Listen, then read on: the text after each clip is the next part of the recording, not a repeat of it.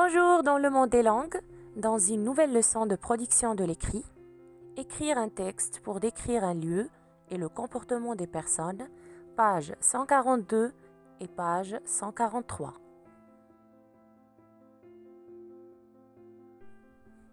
J'observe et je découvre. Halte aux plages sales. Les promeneurs sur certaines plages découvrent aujourd'hui un paysage désolant. Le sable doré est jonché d'ordures, des sacs en plastique noir pleins de déchets par-ci, des boîtes de conserve à bord tranchant par-là, et parfois même des galettes de pétrole noir gluantes qui collent aux pieds des baigneurs. Voilà ce qui menace la santé des gens. C'est sans doute des campeurs irresponsables qui pique-niquent et laissent par temps les restes et les emballages de leurs repas éparpillés sur le sable. Mais c'est aussi l'absence de grandes poubelles où jeter les ordures. Heureusement qu'il y a aussi des gens de bonne volonté qui se mobilisent de temps en temps pour nettoyer les plages. Ils ramassent les ordures et affichent des pancartes de sensibilisation. Question numéro 1. De quoi parle ce texte? Ce texte parle des plages sales et polluées. Il parle exactement de la pollution des plages. Question numéro 2. De combien de parties est composé ce texte? Le texte est composé de 3 parties. Question numéro 3. De quel type de texte s'agit-il? Il s'agit d'un texte descriptif. Question numéro 4. Qu'est-ce qui le montre? C'est un texte descriptif car le texte décrit des plages polluées et le comportement des gens.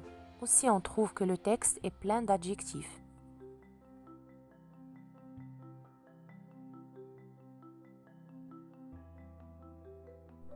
Question numéro 5. Souligne ce qui est vrai. Ce texte raconte une histoire, ce texte fait une description, ce texte donne des indications. La bonne réponse est ce texte fait une description.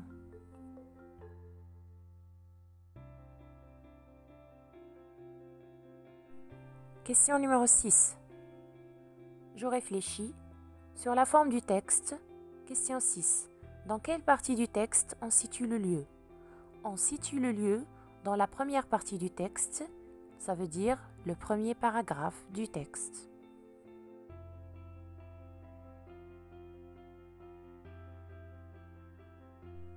Consigne numéro 7. Relis. Dans le premier paragraphe, on décrit un lieu.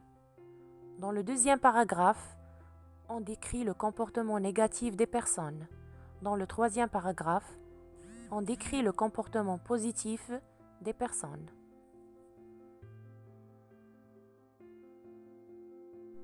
Maintenant, questions 8 et 9.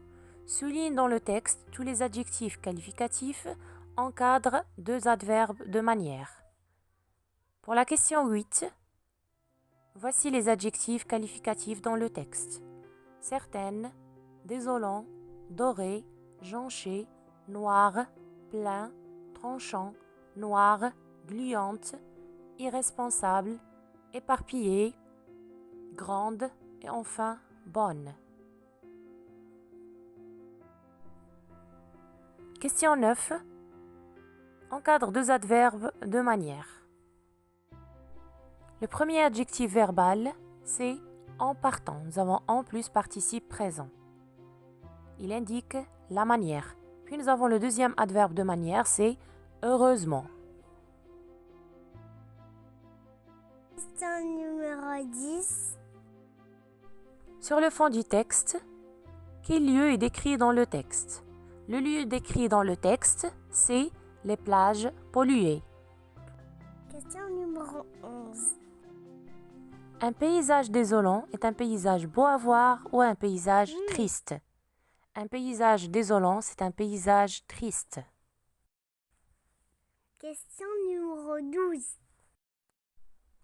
Quel danger représentent les boîtes de conserve à bord tranchant sur le sable? Les boîtes de conserve à bord tranchant sur le sable risquent de blesser les promeneurs dans la plage.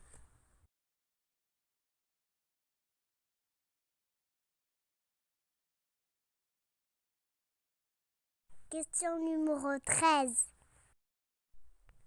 Que font les campeurs qui pique-niquent sur la plage? Que penses-tu de leur comportement? Les campeurs qui pique-niquent sur la plage laissent les restes et les emballages de leur repas éparpillés sur le sable. C'est un geste irresponsable et c'est un manque de civisme.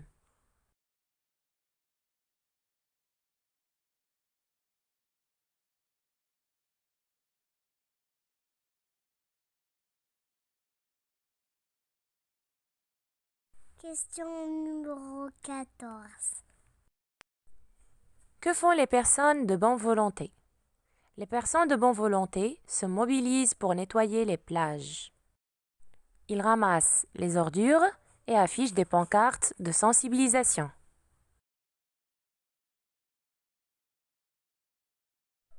Passons maintenant à la rubrique « Je m'entraîne à écrire ». Observe l'image et décris ce que tu vois. Ces mots peuvent t'aider. Pleine mer, bateau de pêche, risque, flotter, déverser, déchets, jeter, polluer, comportement irresponsable, conséquences, nuire à, sale, danger, menace, fâcheuse. Je vous propose 2 exemples. L'exemple numéro 1. Je vois sur l'image des pêcheurs irresponsables dans un bateau de pêche en train de jeter des déchets en pleine mer. C'est un comportement irresponsable qui menace l'environnement.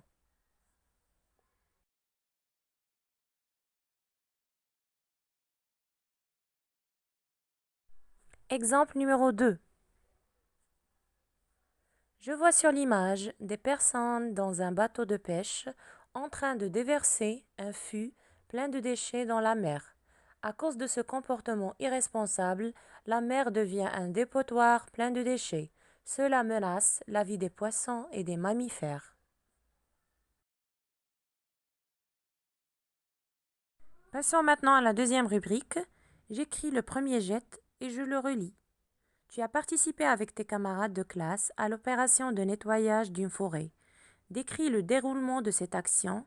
Avant de rendre ta copie, relis ton texte et vérifie que tu as coché toutes les cases « Oui » de la grille de relecture ci-dessous.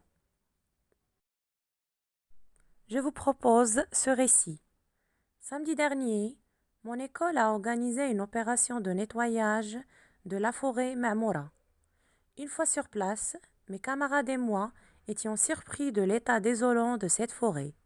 Les campeurs irresponsables ont rendu la place comme un dépotoir plein de déchets. Il y avait des canettes vides partout, des restes de nourriture par-ci et des sacs en plastique par-là. C'était une catastrophe. On a tout de suite commencé à ramasser les déchets dans des grands sacs. Nous avons aussi installé des pancartes de sensibilisation. Après des heures de travail, la forêt est devenue très propre. Notre professeur était fier de nous car nous nous sommes fatigués pour protéger l'environnement. Et moi aussi j'étais très heureux, ou bien si tu es une fille tu peux dire « Et moi aussi j'étais très heureuse de cette initiative ». À bientôt.